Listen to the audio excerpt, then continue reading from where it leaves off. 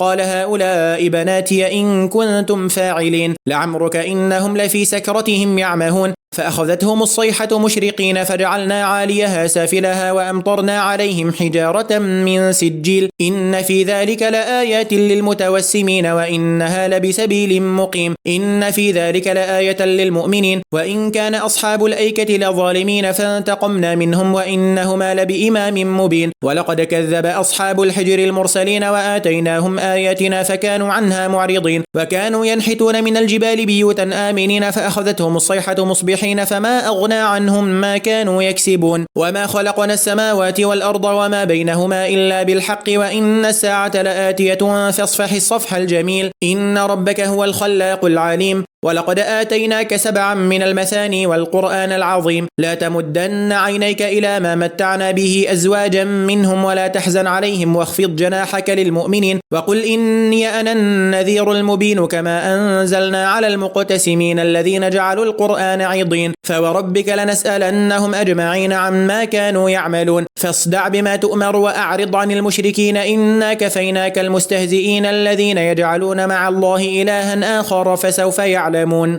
ولقد نعلم أنك يضيق صدرك بما يقولون فسبح بحمد ربك وكن من الساجدين واعبد ربك حتى يأتيك اليقين